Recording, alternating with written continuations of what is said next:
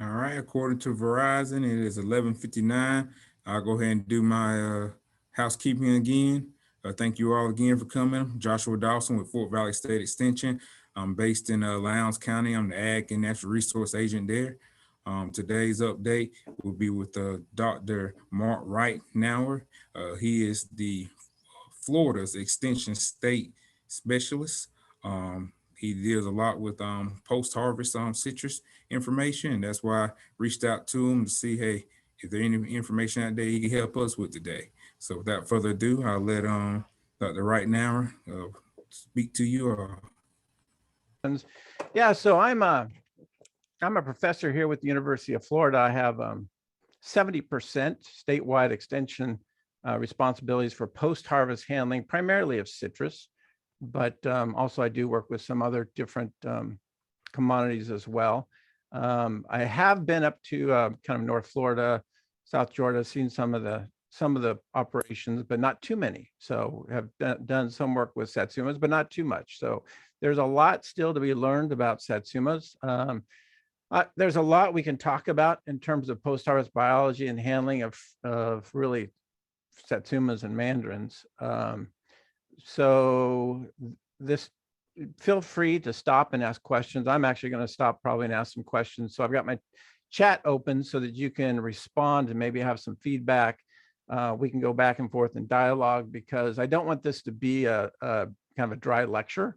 I want this to be something that can be applied and also dynamic in case, so it can adjust to the needs of the group here. So anyways, let's get going. Let's start talking about different aspects, factors that play an important role in how we handle fresh citrus for satsumas. I've helped and had some questions about degreening in the past, and have talked to some people about putting together some degreening rooms. I'll talk about that later, but let's just start from the big picture and from the beginning. And so when we're trying to deal with fresh fruits and vegetables, especially citrus, we're really trying to take a fruit that's coming in, and up, down here we get a lot of sooty mold and other types of debris that might be on the fruit, and we clean it up. We give it some treatments, maybe fungicide treatments, and then send it out the door where we've graded it. We've gotten rid of the unmarketable stuff. We've made it pretty. We've added some protection to it, and so that it goes out. But what we want to do is we want to also maintain the shelf life of that fruit that's going out. So we can do a lot of these aspects that give us the fruit that you see on the right, that's shiny, that's pretty. But if we're not handling it well beforehand, then we can really kill the shelf life and how it's going to arrive at the consumer at the end. However, we also have to look at our markets too. So that's really the key, is looking at what markets you're going to. With us, we've got grapefruit. Often it's going to international markets like Japan and Europe. It has to travel long distances. They have special requirements. So you need to look at whatever the requirements are of your market, and then you can build your handling system around those requirements. We could do all sorts of things to the fruit again, but it's got to be economically justified as well. And so we've also going to have to look at the cost of doing certain things, and if it's required or needed for the market that we're going to be going to. Okay. So we don't want to see something like this arriving, where we've got a load that arrives and it's just eaten up with decay. Now, I think this was an early picture I took. I think that's actually supposed to, I think that was green mold, but some of the color correction on the scan made it look like blue mold. That's the idea, is that we can tear it up and it can cause the fruit to look very bad. So when you have something like this, especially with the mold, not only dealing with the shock value of the buyer who opens that up, you've also got the green or blue mold spores that have spread to the other fruit, and they may not be decaying, they just discolored. And so we've got a problem there. There are fungicides that can be used to help prevent the sporulation and Moslow. We'll talk about that later. So there's things you can do to limit the impact, even if you do have a decay on the fruit when they open it up. And we want to make sure our buyers have good confidence in our product. We're not going to talk about it, but pre-harvest factors are extremely important in the quality of the fruit and how it's going to be behaving when we get it in. We are going to talk a little bit about it in terms of temperature and color development, We got different climates, Mediterranean versus subtropical and tropical environments, and that has a lot to do with some juice content, but also things like the types of decays we're going to be dealing with. Cultivar rootstocks, those have impacts on the shelf life, the quality, irrigation and plant nutrition. We'll talk about that just a little bit as well. Growth regulators you might be able to use like gibberellins or such can have profound post-harvest effects. Sometimes they use them for some positive things, but also they can have negative, especially with colored. Gibberellins really inhibit color development. So that's a downside. Sunlight and pruning, pests and disease. So these are all very important. We're not covering them, but we can maybe cover it in a separate presentation. Okay, this is probably the most academic part of the whole presentation. Some citrus fruit characteristics. I just have a couple slides. I wanted to point out some key aspects.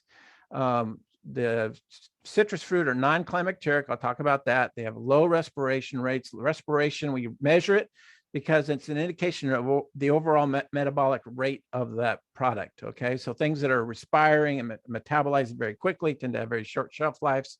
Lower respiration gives you some more shelf life there. But with citrus, we have, it's not the respiration that's going to really necessarily limit our shelf life. It's the integrity of the peel. The peel is really our Achilles heel, and we can live and die by the health of that peel. We also have low ethylene production. We'll talk about that. Water loss susceptible, decay susceptible, and susceptible to different physiological disorders. And what can we do about these? Okay. First, let's really talk about that climacteric versus non-climacteric. Now, that's fancy talk. For climacteric fruit is a fruit that goes through like a ripening process. That's something like banana is kind of the best thing that I can throw out there. It's something that you can visually see the ripening. We receive the bananas here in the United States, and they're green. If they have any color, they're rejected because the importer wants green fruit coming in. The green fruit, is stringent. It's got a large starch content. It's green. The aroma's not there. When it starts going through that ripening phase, that's the climacteric, and the climacteric is this respiratory curve. I don't know if can you see my pointer? Okay. Yes. Okay. So that's this respiration, the respiratory curve. And this is what's called the climacteric. And so what's happening here is ethylene is triggering a coordinated process of ripening. So think of a banana. So what's happening, it's coordinating the conversion of the starch to sugar. The bananas get sweeter, the coloration, the breakdown of chlorophyll. And so you can see the yellows. You got the aroma production and softening. So those are some of the key things that are happening during this ripening time. And then after it starts getting past its peak, then it's getting more inedible or going through senescence in the process of dying, okay? And they can go quite a ways still until they're good. And everybody has their own favorite ripe stage of ripeness for bananas. I'm pointing that out because they're using, for one thing, like 100 parts per million of ethylene to stimulate this ripening of bananas and other types of commodities as well that ripen. Citrus fruit is non-climacteric, okay? We still will say it's ripe, but it doesn't go through a ripening phase. When we harvest a citrus fruit, it's not going to improve in quality. And so one of the benefits of citrus is we can often store it for various lengths of time. Grapefruit, we can go from late September, to April or maybe May if we had the fruit to go that long. You can store them on the tree a really long time, and that's the best way to store the fruit.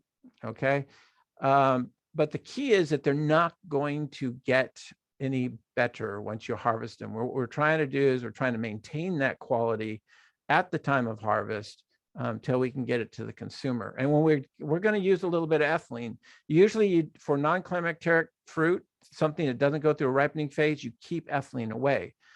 We do use a little bit if we're wanting to try to stimulate color, but we'll talk about that. But we're dealing with like 5 parts per million of ethylene versus 100 parts or more for the climacteric fruit. So there's a big difference. Normally, we want to keep ethylene away from citrus. We only want to get a little bit in there at a certain time if we need it to stimulate color development. And I was going to say, yeah, so respiration is low, and also ethylene production is low. It doesn't do bananas, well, really apples and avocados and things like that. They have their own internal ethylene production that will help coordinate that ripening process. Citrus fruit just produce very little ethylene. At one time, early researchers thought that citrus fruit might be climacteric because they were measuring a lot of ethylene coming off of them. It turns out the ethylene was coming off the green mold that was growing on the fruit. So if you see, or you have an ethylene sensor and you're sensing a lot of ethylene in your degreening rooms or your cold rooms, that means you usually have a problem. It means you've got like decay that's happening inside that room somewhere. And again, if you have higher levels of ethylene, what it does is it stimulates the senescent processes, and it's going to cause faster aging, physiological aging, stimulation of decay, and creating the peel and abscission zone in the button tissue that's going to promote decay. So ethylene we don't want to have ethylene unless we're specifically trying to trigger some color change, and then we want to keep it low. We'll talk about that more as we go. So water loss susceptible. So the citrus fruit, most of their water loss is coming through the peel, and as you know, if we're not keeping it in well humidified or conditions, they can lose water pretty quickly, and you get shrinkage, you get softening of the peel. You also can get peel breakdown. I'll talk about physiological disorders later, and that's a key problem with water loss, is that we start getting a breakdown. So when we're washing the fruit, the natural cuticle is actually a reasonably good water barrier. And the only reason why we're really waxing it is because when we wash the fruit, we're stripping off that natural cuticle, and now we're going to get a lot of water loss unless we can replace it and get some good protection on there. So the waxes we put on, we used to do a lot of shellac. And if you can put in your chat box what type of wax that you're using, that would be interesting. Most of our stuff is being used with carnauba wax nowadays, and I like it a lot better. The shellac waxes, their water retention is less than what you'd get from something like carnauba wax. So carnaubas retain the water better. They also can allow better gas exchange, so that we can get enough oxygen within that fruit, so it doesn't start going anaerobic, doesn't produce some of that fermentative metabolism and some of the off flavors that you get from that. So I like a carnauba a lot. The shellac has that really good shine. But even with that wax, sometimes the protection is not as good as the natural cuticle, actually, that was on there. So that natural cuticle does a good job, and we're just trying to help reapply that protection later on. All right. So anyways, so we can increase relative humidity, and you can use humidifiers. If you look in a cold room that doesn't have a humidifier and you've got fruit in there, the humidity is going to be really high most of the time. But when your compressors kick in and you start cooling, that cooling process pulls water out of the air. And if you have a humidity sensor in there, you can see the humidity drop rapidly. Then the compressor kicks off and you'll see the humidity start rising again. Where's that water coming from? It causes the humidity to go back up. It's coming from the fruit. And so that's how we're drying out the fruit if we're sticking them in cold rooms for longer periods of time, especially. So if you have a humidifier, then that water that rehydrates the air is coming from the humidifier and not the fruit. Problem is, you have to keep control of that humidity. You don't want it too humid, because the humidity promotes decay. And I'll say it right now, high humidity slows water loss, but it tends to promote decay. Too dry, we get water loss, but we also tend to get more peel breakdown. Okay, so we want to keep it managed kind of in a kind of a sweet zone around maybe 85 or 90% relative humidity. When we have the fruit in cartons, the cartons will actually absorb water from the atmosphere, and they'll weaken and they can collapse if we have too much. So that's why we can't go really, really high with relative humidity anyways, because our pallets will start collapsing because the containers, the cartons are absorbing and collapsing. Can't hold the weight, especially of those bottom cartons. Okay. So we want to cool the fruit. We also want to reduce the airspeed. So after you've cooled the fruit, then slow down the fans. because those fans are fast airspeed disrupts this layer of humid air that's close to the fruit, and it promotes water loss. Okay, and again, have a good layer of wax on there after you wash the fruit. All right, let's talk about decay. Decay is a big issue with citrus. We've got what we call wound pathogens. So the citrus fruit is pretty good at warding off a lot of pathogens, okay, in general. There's a lot of microbes out there, millions and millions of them. It's relatively few that are specialized enough to invade and cause decay in citrus and most fresh fruits and vegetables. But the ones that do cause problems, of course, can give us big problems and cause large losses if they're not controlled, okay?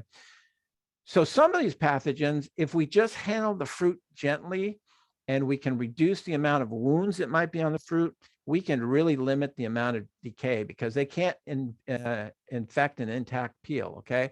The penicillium molds, the green molds, the blue molds, those are wound pathogens. Sour rot, that's also a wound pathogen. You can't eliminate all the abrasions or scratches or things that might be in there, but you can reduce them. And it's a numbers game. It's a probability. The less wounds, the less injury, the less likely it is to get infection. Okay, we're going to talk about the other side in terms when we talk about sanitation. If we can reduce the populations of spores in the environment, then we also can reduce the amount of infection. We're not going to eliminate all of them, but we can reduce the populations and reduce the decay. So for subtropical and tropical environments, we also have the big problem is the quiescent or latent infections, things like the stem end rots, Diplodia, Phomopsis, Alternaria, and Anthracnose.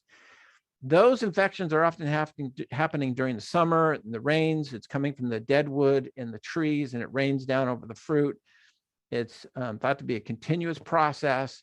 And so what happens is you have these spores that get in the tissue, like in the sepals, the button tissue, or underneath the button tissue, or get on the surface, like Anthracnose will get on the surface and they produce these, what they call a pressoria, with little caps. And that's why they can help infect intact fruit. They actually can give some physical pressure to help push the hyphae into the fruit.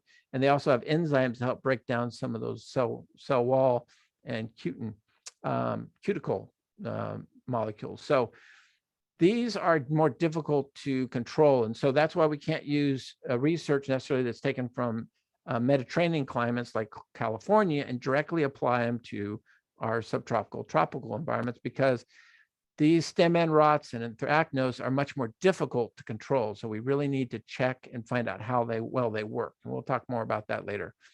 There are many factors that influence the potential for decay development, things like the pre-harvest field conditions, sanitation.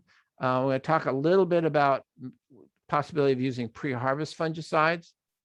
Of course, harvesting and handling practices so that the fruit is not injured.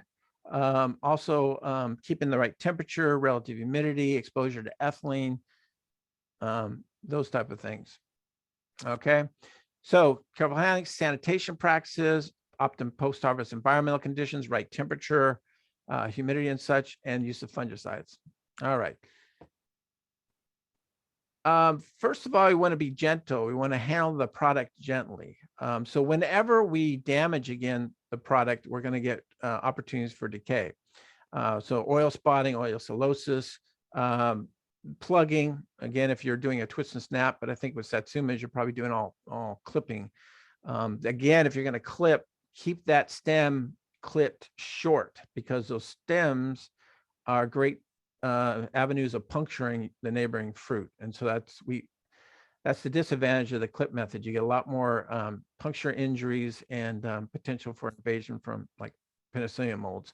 That bottom one on the lower right, blossom and clearing, that's on grapefruit. I don't know if you guys see it on Satsumas at all, but that's more of a later season issue, warmer temperatures. And what happens is just fairly gentle handling will start rupturing some of the juice vesicles inside the center, and the juice leaks out the bottom. Sometimes in the industry, you'll call them wet bottoms as well. All right, careful handling. This was a graph. We're not going to spend really any time on it. It just shows as we puncture deeper and deeper from a 0.5 millimeter to 1 millimeter up to 3 millimeters, you get progressively greater amounts of infection and decay. So that just shows the importance of careful handling. Things that we can do to try to reduce that on the transfer belts, having them go the same direction, and try to avoid changes in direction or speed that are abrupt, because that's gonna skid on the fruit basically and cause an abrasion on there. And these abrasions, again, are so small you really can't see them with the naked eye. There's a dye test you could do. Sometimes people will do to try to visualize how much abrasion is happening on their fruit. Fruit rubbing against the sides of things, excessive brushing, if your brush speeds are too fast. Sometimes even during time of year, we get something called zebra skin, is when we have a lot of rains and a lot of rapid growth in the fruit. The peel over the juice vesicles is really thin, and so it's very susceptible to brush injury. And so you'll start, after it goes over the washer and as washed and waxed, you'll see a browning over those juice vesicles, because that tissue has been damaged and now is starting to break down. Excessive heating and drying, bruises, impacts, compression damage, and like. So here's something we don't want to see, of course, and this happens when we're overfilling the bins, and that causes a number of different problems, not just on fruit getting crushed there, but also will be circulation issues I'll talk about later. But when we're talking about bins, really one of the key things to focus in is not necessarily the capacity of the bin. There doesn't seem to be too much, I know a lot of people are using maybe 5 or 6 box bins to help limit the depth of that fruit, especially on very tender fruit, maybe like satsuma. But the biggest thing is, how much support does the bottom of that bin have? Because what really causes a lot of damage is if the bottom of the bin flexes, because every time it flexes, things drop down a little bit, and then when it goes back up, that is like a vice. It just keeps cramping down on that fruit and causing damage on it. So that's the problem with some things like the 11 box bins, or something that's so large that they've sacrificed some of that support underneath the bin, that causes the fruit to get compressed and get injured. Okay. We want to try to also look at how we're transporting the fruit. In some commodities, they'll even put little plastic liners in there to help cut down on abrasion. Trying to minimize forklift transportation around, because those forklifts have no suspension system. Grading the roads, trying to keep the speeds down, using air ride suspension systems.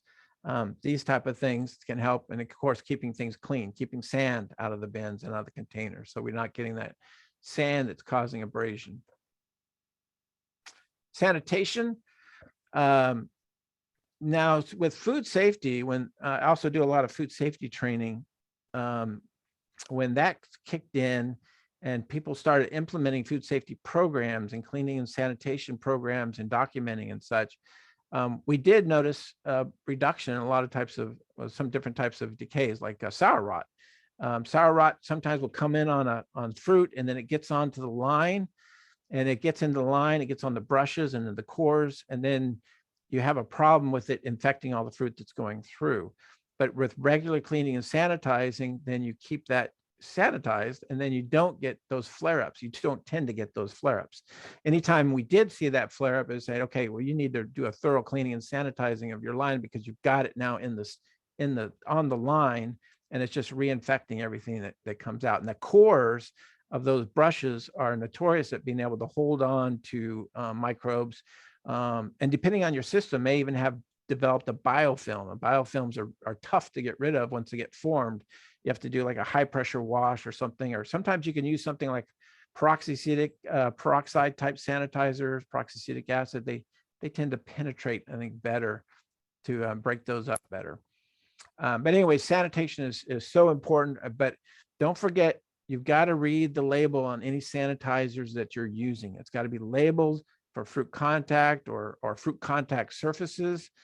So for example, quaternary ammonia, a very good sanitizer, can be used on lines. You don't even need a freshwater rinse if you're below, I believe, 200 parts per million, but it's not labeled for fruit contact. And so if you happen to get it on the fruit, that's now an adulterated product, and it is not legal to market it at all.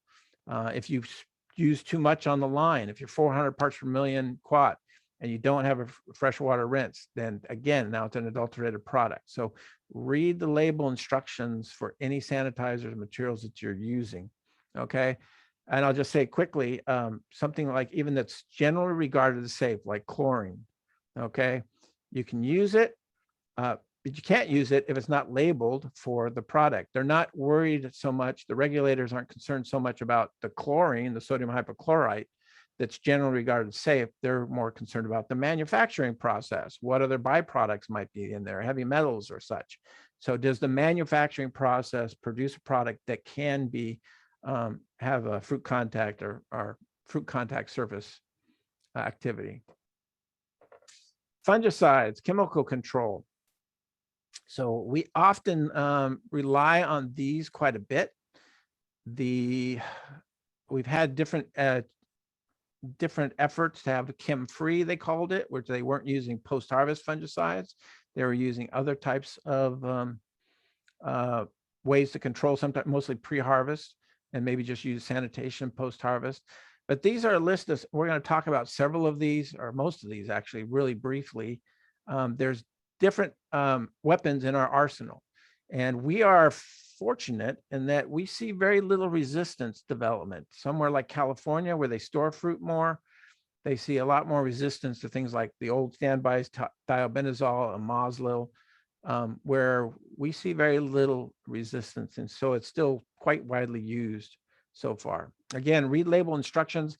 Also, your market. Again, if you're going anyway, exporting this to Canada or even further, make sure that you check the residue tolerances for that country, because in the United States, if we use something according to the label, then we're really not going to exceed the residue tolerance, because they've gone hand in hand. When they develop the residue limits, they developed that when they were developing the maximum use instructions for the label. So you're not going to exceed it. But other countries can set whatever they want. And so check to make sure that what you're using is allowed at the concentrations you're used to for a domestic market. Okay, so thiobenzol, just real quick, that's been a good standby. It's really been good for stem end rot and green mold. A little bit, some effectiveness against anthracnose. Anthracnose tends to be kind of pretty difficult to control. Anthracnose usually isn't a problem, is usually most of a problem early season with green fruit. When the fruits start developing color in the field, then we see a lot less anthracnose on the fruit coming in. TBZ doesn't control sour rot or black rot, and recommended concentrations are about 100 or 1,000 parts per million as a water suspension, like in a drench or a dip type situation, or 2,000 in a water-based wax. So when we put something in a wax, that immobilizes the compounds in that fungicide, and so it's usually you need like a double the concentration for it to be effective. It's not very soluble in water, so you got to keep it agitated and use a surfactant to be able to keep it in solution. It does, and you usually use a sanitizer like chlorine in a recirculated system, It's compatible.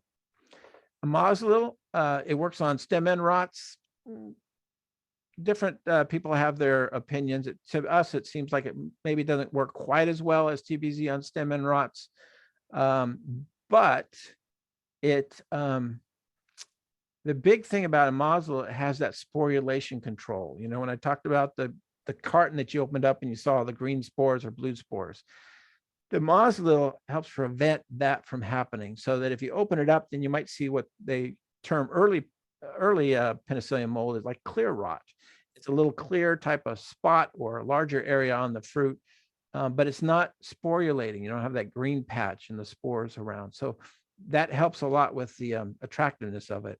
And again, 1,000 parts per million of water, 2,000 in water, in a wax-based solution, and then not compatible with chlorine. So chlorine will break it down. They usually use heat system or acids to help sanitize that solution if it's used as a drench after harvest. SOPP, goes by different names, sodium orthophenylphenate, but also you'll see it termed 2-phenylphenol or orthophenylphenol.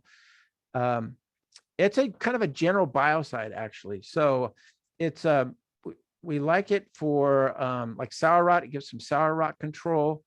Not so effective on diplodia or phomopsis, but we use it for our canker. It's one of 3 materials that are allowed for canker decontamination. And so it's useful for that. And it's just kind of like I said, a good biocide or sanitizer on the line.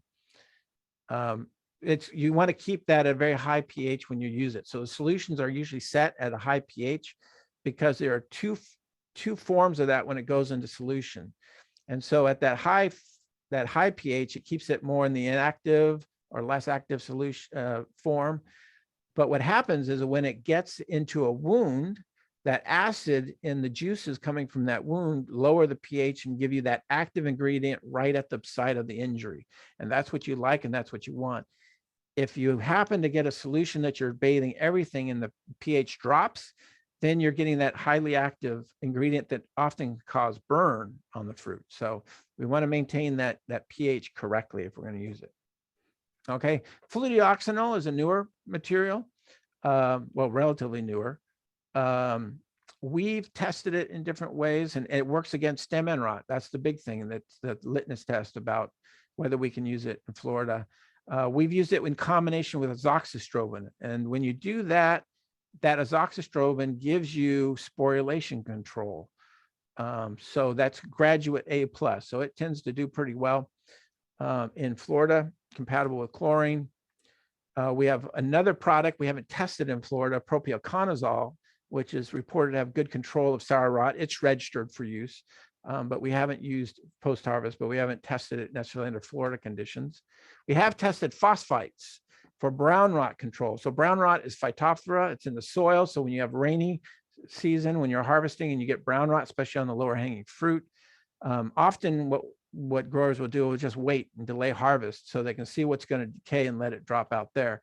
But the phosphites, there are some post-harvest formulations that are labeled, registered for post-harvest use. They give some good control of the brown rot.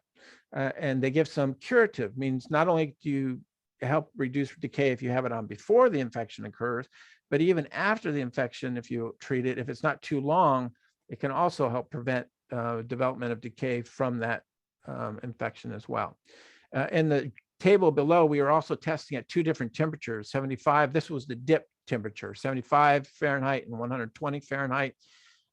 You can see that we got better control at the higher temperature. And that's commonly what you see in the literature, is that if you have a heated drench or shower type of a treatment, sometimes they call it a flutter system, then you tend to get more efficacy of the fungicide that you're using.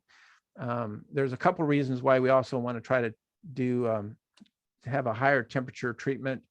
It might give some chilling injury control down the road as well, so we can ship at cooler temperatures. It's not ready for prime time yet. I'm not getting the increased control that I was hoping at temperatures, at these higher temperatures, because it costs money. It costs, it's an investment to put in the boiler systems to be able to heat all the solution in like a recirculated water type situation. So I don't think the benefits are there yet to justify. But if you're interested in trying it, let me know, and we can work with you and trying to put something together. It'd be interesting to see how it would work in your situation. You have one question in the chat box. Yeah. If you want to address it. Their question is about the waxes. Are there any organic waxes, or does it work in organic productions? So there are waxes used for organic. There are organic OMRI certified waxes, yes. And I think Carnauba has some, and shellac too. I don't know the specifics, but I can help find some if you're interested. But yeah. Okay. Another one is we've been evaluating is the use of essential oils. Okay. They've gotten a lot of rage in the health fields, and herbal medicine type things.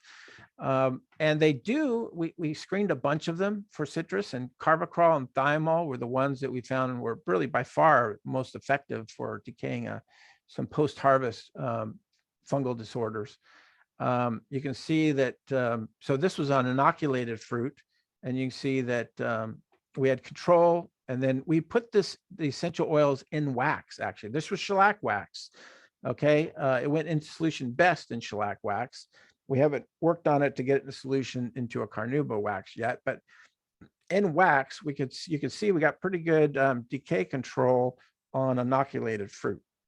Okay, essential oils are called essential not because they're like an essential amino acid that you need to survive. They're essential because they give off an essence. They're volatilized easily at ambient temperatures, and so one of the things we also need to test is any effects on the taste of that fruit, because essential oils can impart taste. And we're doing some work now and have done some work to try to evaluate taste as well. And also on other commodities like strawberry too. This was a natural infection. Okay. And you see in a natural situation, we still got significant reductions in decay. But it's not anything tremendous. So it's not a replacement for the fungicides we have. It might be something else that we can put in there to give some additional protection, but it's not a replacement at this point anyways. With HLB, we're seeing a lot more decay in the field, and that is really problematic. Because, okay, so I went to a packing house, gosh, probably 5 years ago, and the roll boards right on the packing line coming off with fruit that looked like they were picked up from the ground, that they were drops. And so we went out to the grove, and this is the type of thing we saw, and all the decay that was happening in this field. And once decay starts developing in the field, or before you can treat it with a fungicide, then it is the horse is out of the gate. We can't control it then. And so when we're dealing with these fungicide treatments that I was talking about, we can put them in the wax, we can put them on the packing line. But if you're going to delay in packing the fruit, there's going to be like a 24-hour delay between harvest and packing, then it's often a good idea to have some sort of way to drench or treat the fruit with one of those fungicides like TBZ or Moslil, or to help protect that fruit during that time, especially if you're going to be doing any degreening. Because if you degreen the fruit, even those low levels of ethylene stimulate the growth and development of diplodia. It also stimulates the formation of that abscission zone for the buttons to pop off. Well, when that starts developing, that also stimulates the fungus to grow down through that button tissue and into the juice vesicles. And once it gets past like that abscission zone, then we really can't control it anymore. So that's why it was important to get the fungicide early before it went into the degreening room. So it had protection while we're degreening it at relatively warmer temperatures. We've got ethylene in the environment. Ethylene also directly stimulates the development of anthracnose too. Okay. We're doing tests right now pre-harvest, because we used to have Benamil and we used to have Topsin years ago. And they were great at controlling post-harvest decay. You apply them 2 to 3 weeks before harvest, and you got good decay control throughout the post-harvest handling. We don't have them anymore, so we're trying to come up with something different. And we tried pre-harvest thymol, which was essential oil, Mentor, which is propionconazole. We weren't sure if it could do anything for stem end rot. Quadris top, Headline, that's Paraclostrobin, Myrtec, which is a TBZ formulation, Graduate, A+, that's what this, and Topsin. This is the kind of the one that works the best. And so this was like our best case scenario. And you can see that Graduate A+ tend to do pretty well, but it was the most consistent by far in giving us control. And these two lines are harvested 2 days or 2 weeks after harvest. And this was a particularly bad high decay incidence grove here. And the problem is that we were using the post-harvest rate, and that rate we can't use pre-harvest. So we're going to be following up again this year to see if we can get something that works and something we can get a label for pre-harvest. We were just testing the current formulations for graduate and Mertec. Any questions so far? Let's take a breath. We're running.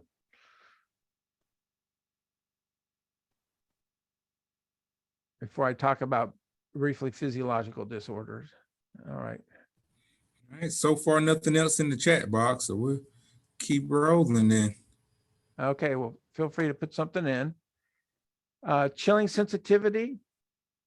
So this is especially a problem with grapefruit, and most of the work has been done grapefruit, but satsumas can be chilling sensitive. I'll be interested to hear how much you have chilling as an issue in the satsumas up there, because it takes time for the chilling symptoms to develop. And so you may not see it as much. I read a publication somewhere where they were talking about how the waxes can reduce your chilling susceptibility, and that's true. But a lot of that work was done with shellac waxes, and shellac waxes really seal the fruit up, make a strong modified atmosphere. In fact, it can cause problems if you don't have the fruit cool enough, because you'll go anaerobic. They can't get enough oxygen in the fruit, and they'll start producing those off flavors and such. Carnauba wax breeze allows much better gas exchange, and so you get better quality that way in terms of don't get off flavors, and you have better water loss control, but it doesn't produce as much protection for chilling injury. Okay, there are a lot of things that go into how susceptible the fruit are to chilling injury. It changes with the grapefruit anyways throughout the season. I'm not sure with satsumas. I haven't seen any work done on satsumas in terms of changes in chilling injury. Okay, are you going to post this presentation like a PDF? It will be recorded actually as a video. Okay. Well, if someone wants this, I don't want to go through all these. If you want more information about chilling injury and the factors that go into, we can talk about it later. I can give you a Edith's publication that I have online, which goes into this in much more detail. Okay. You can just email it to me, and I can email it to the group. Okay, I'll send that one. Possible causes of peel breakdown. Again, the peel is so vital. That chilling injury, we know that if we get in chilling injury, we're also going to get more decay, okay? Because you're breaking down, you're tearing down that protection, that natural protection that the fruit has. So anytime we get any type of peel breakdown, then it's going to cause more decay. Plus, it's just unsightly and becomes unmarketable in terms of a blemish and such. So there's a lot of different types of ways that you can look at peel breakdown. This picture here is kind of a classic stem end rind breakdown, where you've got a ring forming around that button tissue, and then right next to the button, there's some healthy tissue. A lot of these peel breakdown, the stem end rind breakdown, aging, post-harvest pitting, chilling injury, especially the first three, I'm not sure how much difference there is in terms of what's actually underlying the cause of these things. There's a lot of different theories. Water stress, and it looks like water stress is one of the main underlying factors behind a lot of these different things. Nutrient imbalance, yes, that's a possibility too, especially certain things that like not enough calcium, or other types of things that can cause problem.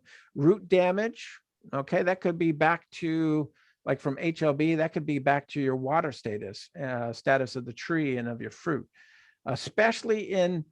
so peel breakdown becomes more of a problem if we're going later in the season after the first of the year, and as things are warming up. So for something like grapefruit or Valencia oranges, what's happening is that we're coming out of the dry season.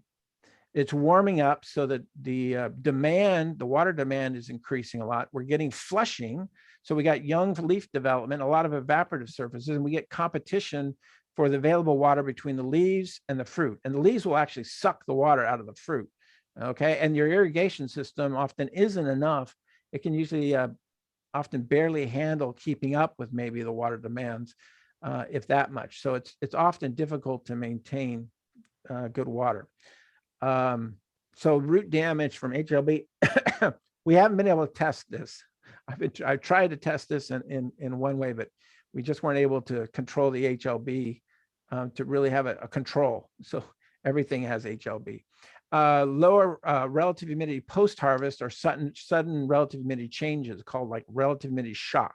Again, this goes back to a water status. And sometimes in December, when we have some of the cold fronts coming down, it's very dry air and down below 30% relative humidity. So we'll go from a humid situation to a sudden dry situation, even though it's cold. And I've seen some blocks that will develop a peel breakdown. Fortunately, most of the time, if you just hold off harvesting for a week or two, the fruit will recover, and then you can go back to harvesting fine. We did find, this is from Bill Gerson's work, he was looking at potassium concentrations and fertility, and found that if you had higher potassium levels, that you tended to have better, less peel breakdown. And so we did some work looking at different like monopotassium phosphate foliar sprays. Let's first talk about irrigation. That's really difficult to measure, especially in Florida where we get rains. We were able to, in 1 year, go 48 days with holding water. And we did see the increase in peel pitting, stem end rind breakdown, and total breakdown. In other years, the trend was the same, but it necessarily wasn't significant. But if you looked at the water potential, we were dropping the water potential like in half. The trees were quite a bit more stressed that had the water deficit than the ones that were under the control regime. So again, we want well-hydrated, watered, irrigated trees when we're trying to harvest, especially later in the season. Early season, when you get into, we have a lot of water, sometimes we have the problem with oil spotting, oil sillosis. And if you have a problem with that, then talk to me and we can come up with a way you can maybe test the pressures, we call them, testing the peel pressures to see if you're in a range that might be dangerous. Means they're so turgid, the cells are so turgid that even little tiny bumps against another fruit will burst the oil glands, and that oil in the glands is toxic and will cause a breakdown of the tissue. Okay, we tried some monopotassium phosphate foliar sprays. Sometimes if you put too much potassium in the soil as a ground applied fertilizer, a negative is you have a hard time getting the green out. So it can cause coarse peel, and it can cause green fruit that's hard to degreen. So that's a negative, too much potassium fertility. But when you were able to spray it, like a monopotassium or dipotassium type of formulation, we do the monopotassium or dipotassium for salt index. And so we're not going to burn the trees if we're applying this stuff. So that's why I go with mono or dipotassium phosphate type formulations. We can get reductions in post-harvest peel breakdown. But when we did this many different times, we usually would see either it was significant or a good trend in reducing peel breakdown of monopotassium phosphate, but we saw even better results when we were using Vapor Guard. Vapor Guard is an anti-transpirant that you put on the tree. So again, that goes back to keeping those fruit hydrated. And so you have less water stress in the fruit. Degreening. Let's talk about any questions here. Again, if you have any questions on these things, feel free to contact me directly and I can get you resources, or we could talk about it more, or we could even talk about how you can set up a little trials in your own operation to see what might work or help with your particular situation. Okay. All right. Degreening. So citrus fruit are not mature based on their color of the peel, because in the tropics where you don't get cool nighttime temperatures, they stay green the whole time. And so it's really just a relation of what the environmental field temperatures are leading up to harvest. So up north, you guys have a lot more cooler temperatures, and so you get a lot better color, natural color development than we do down here. And some varieties like Tango, which we were talking about before this, we started the session, we have some difficulty getting good color out of our Tangos. It doesn't respond very well to our degreening conditions. We haven't found a temperature or even a shock treatment that could give us some good color. So it's been a challenge for us. I've seen pictures of some beautiful fruit from up your way. But the color of the fruit, so if you don't have, especially early in the season, the cool nighttime temperatures yet, but your fruit is mature, you've got a market for it, but it doesn't have the color. How do we get that? Okay, so we can degreen the fruit. This is where I was talking about treating it with low levels of ethylene to stimulate. What we're going to do is stimulate the chlorophyll breakdown, and that's the green color, because the carotenoids, that's the other pigments in there that gives you the reds and yellow pigments. They're usually already there, or they're still developing, but it unmasks those carotenoids to give you the oranges and the yellows if you're a grapefruit grower, pigments that you're used to seeing. So we really need these nighttime temperatures to be dropping below 55 to really stimulate that. Okay, temperature. All right, in the degreening recommendations you're going to see, I think in the next slide or the following slide after that, we say 85 degrees Fahrenheit. Okay, that is really based off of oranges, and this is the temperature curve here that was done for Hamlin oranges, and you can see. So this is the amount of green color that's the pigment that's broken down. Okay, so at 70, 75, it's really slow. 85, it's a sharp point there. And then if you go higher than that, then your rate of chlorophyll breakdown decreases. Okay, this is always really bad to be in this above 85 period. Okay, because for every about 18 degree Fahrenheit increase in temperature, we're going to cut the shelf life down in half at least. Okay, it doubles the rate of respiration, and it increases all the metabolic processes, and that's directly related to your shelf life. So if you're going to ever err, always err on the cool side. The cool has a lot of different benefits.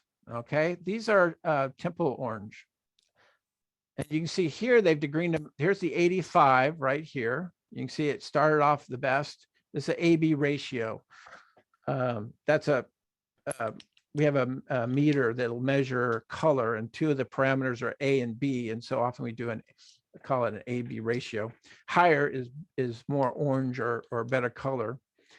You can see the 80 gets up pretty fast and stops here, but for Temple orange, 75, much better, 65.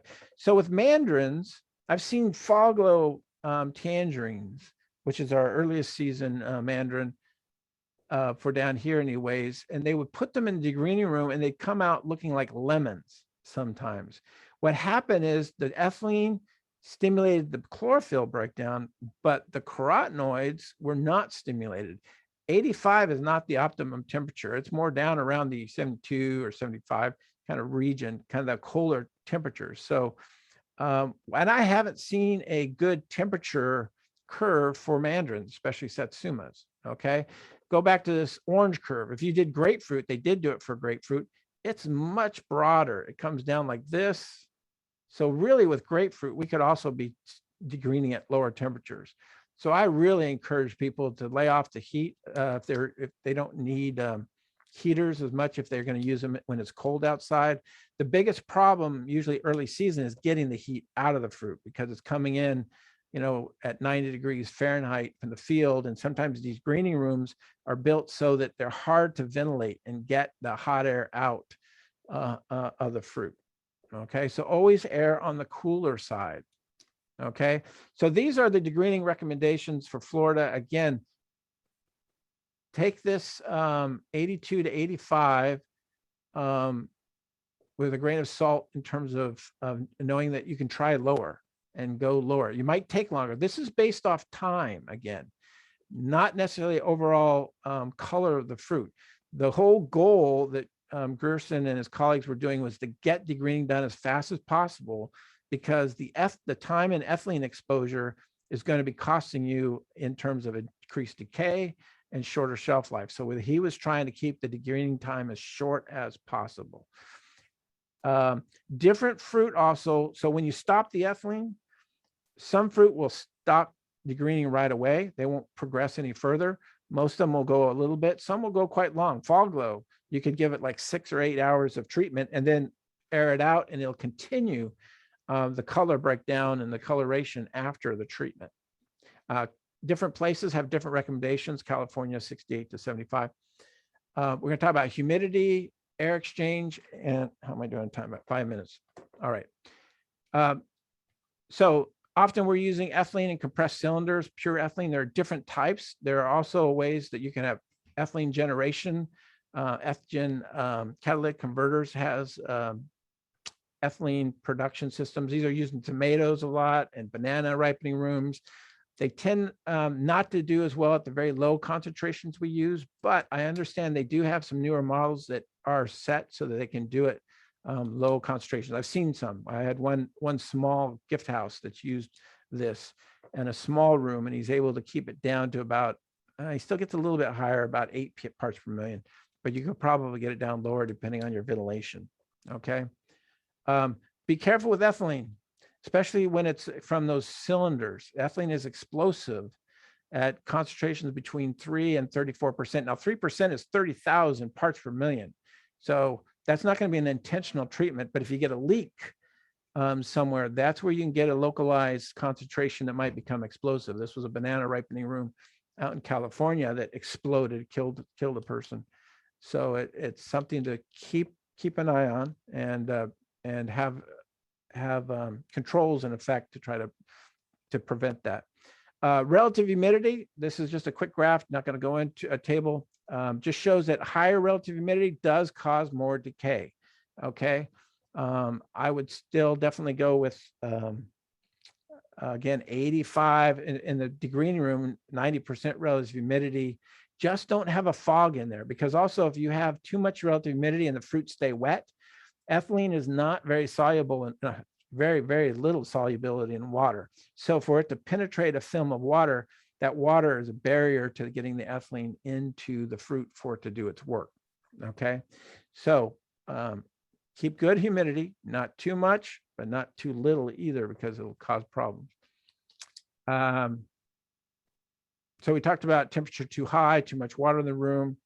Ventilation. Okay, the reason we want 1 air exchange per hour is because we don't want to build up in CO2. CO2, so the fruit's respiring, it's giving off CO2, and that CO2 will build up in the room and cause the fruit to become insensitive to the ethylene. And so we need enough ventilation to keep the carbon dioxide levels down. So there's fancy degrading rooms out there that have, CO2 sensors and all sorts of things. And we've, like I said, with this gift fruit shipper, it was a very simple room. In fact, the walls were made out of, well, 2 of the walls were made out of pallets that were wrapped in plastic. So, he was able to get some degrading in those. But anyways, if you have questions on degrading rooms and getting something to work, then give me a call. We can try to work something. Okay. Continuous ventilation is better than just opening up the door every now and then and closing it again. Okay. So that you've got more of a consistent amount of ethylene and that type of thing. If you have too much ventilation, you're going to be wasting ethylene or heating. So those are the drawbacks. Air circulation. The biggest thing about air circulation is we're wanting to move the air through the room so that we can get especially uniform temperature within the load. Because if you have hot spots and cold spots, and you're going to have different rates of degreening going on in these different areas, also the hot spots are going to be breaking down and causing more stress, and they won't have the legs or the shelf life that the other part is. I talked about bins, the bins and overfilling the bins. So here's some bins that were overfilled. There's no space in between this is what you want. You want a space in between the bins, because this is where the air is going to flow through in a degrading room. I'll show you the air cycle here in a minute, but this is what you want. If you have this, you block it off. I have an instrument that measures air movement, and I went in front of this stack of bins and there was no air coming through there at all. So we want to maintain good airflow throughout, because we want an even distribution of heat, temperature, and to help ventilate any carbon dioxide, and also get ethylene to the fruit as well. Although ethylene, the gases, they diffuse pretty readily. So in a degreening room, especially on the back part of the wall, so this is a false ceiling, and in our commercial houses down here, the air is with big fans are being blown above here. They come back to this wall and then they come down. This tarp here prevents the air from short circuiting and going over the top of the bins. This forces it down so that it gets through in between the bins. So this first slot has to be below this tarp so the air can go through here, go through here, go through here. Let me go here again. So we want the air coming in between these bins. We also don't want a space like this because this is an easier route for the air to take. So the air is going to be coming down the back and more air is going to be coming through here and less through here if we've got this hole in the dam. Okay. This is a way that one packing house had it. They have this false ceiling. Again, the fans are up here and they're blowing back above the ceiling. This is all tarp here and it comes down and it just opens enough for the stack of bins. So here now it's just focusing or forcing the air through those bin stacks to get good uniform air distribution throughout that house. All right. This is pretty much the last. There's different things that can inhibit color development, warmer weather. Of course, you can get regreening too, and that's really difficult to get rid of if you are holding the fruit on the tree in the spring when the temperatures come back up again. Different field oil sprays can do it, stuff like that. And I think that's it. Okay.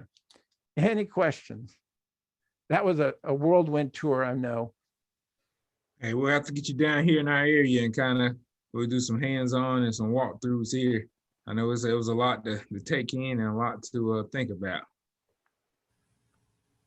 But it was great information. All right, y'all, if y'all have any questions, again, put them in the chat box.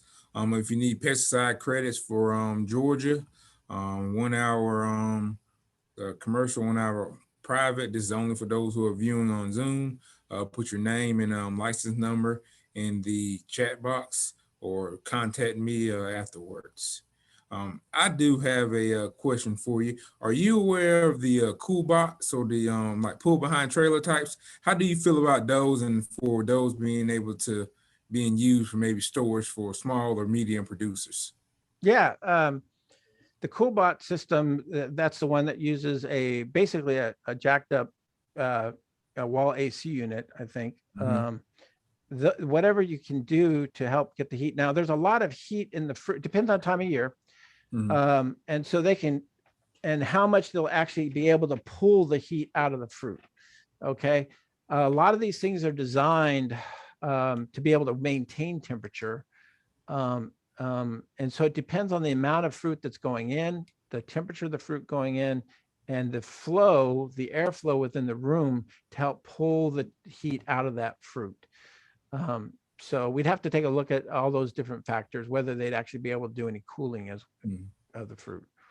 And what kind of containers you have as well, because of course some contain. I've been at the port, and fruit that was not cooled before it was packed. I went to the port cold storage facilities. These were in bulk. These weren't in shipping containers. They were being sent out bulk. Actually, quite a while ago, when the that bulk ship that was going out of Lake Cape Canaveral or the Canaveral, Port Canaveral. You opened up the cartons and you put your hand. You could feel the heat still in that fruit. Okay, and that had been in the fruit in cooled environments for several days. So they cool really slowly. And so you have to look at the venting on the containers. You have them in there, the ability to run the air and get the air to move through those containers to get the heat out. Gotcha. All right. Well, I'll be definitely getting in touch with you about that because we have